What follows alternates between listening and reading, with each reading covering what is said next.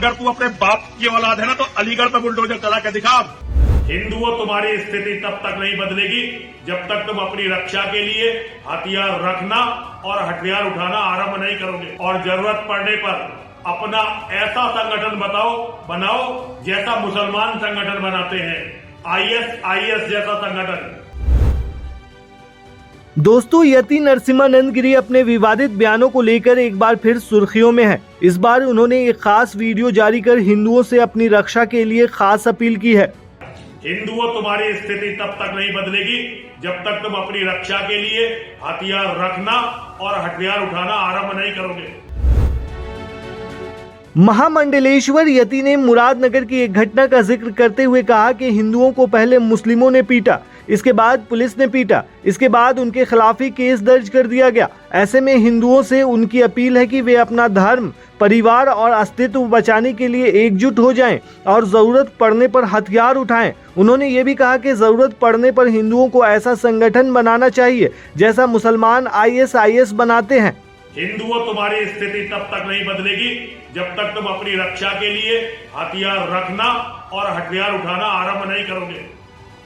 मेरा निवेदन है, हिंदुओं, अपना घर, अपना परिवार, अपना अस्तित्व बचाने के लिए खड़े हो जाओ, हथियार उठाओ जरूरत पड़ने पर।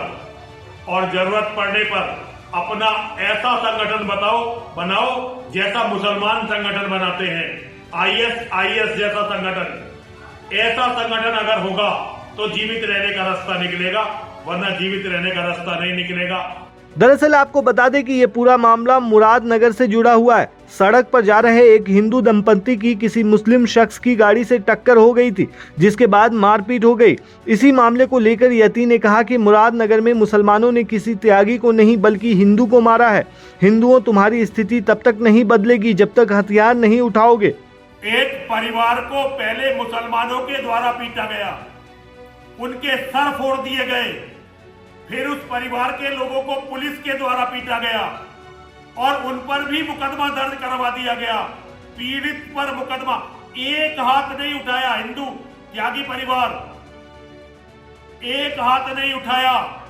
पीटे, पहले मुसलमानों के हाथ पीटे, फिर पुलिस के हाथ पीटे और फिर उन पर मुकदमा भी दर्ज हुआ। कहीं कोई प्रतिकार की भावना नहीं, कहीं कोई लड़ने की भावना नहीं। कई बार तो हिंदू होने पर शर्म आने लगी है। और भैया, जैसी उनकी स्थिति है ऐसे ही हमारी स्थिति है। कल को हमें मुसलमान पीट देंगे, हम ही क्या कर लेंगे? सब चिल्लाएंगे भाई हमें सरकार बचाए, पुलिस बचाए।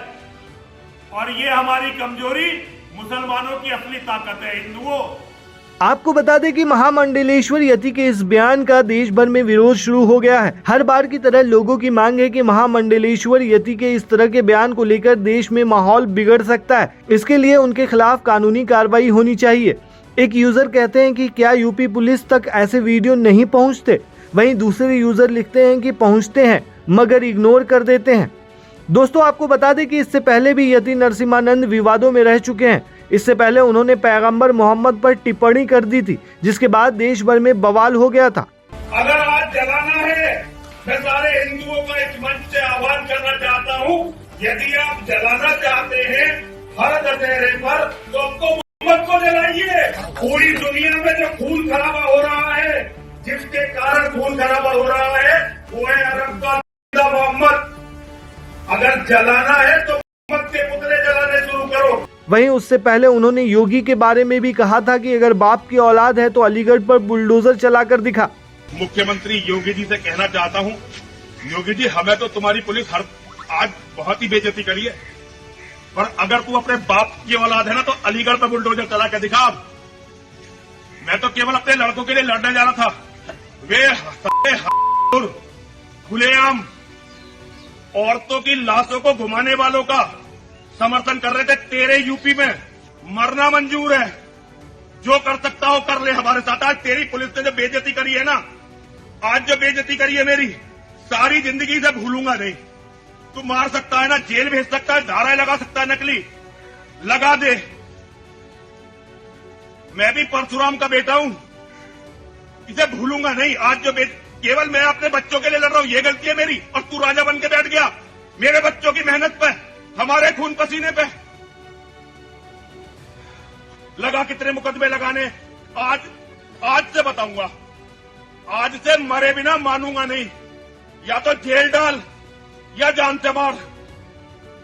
तुझे चैलेंज कर रहा हूं, यही कर। तू खाले धर्म को कोई इतिहास दिखा दे।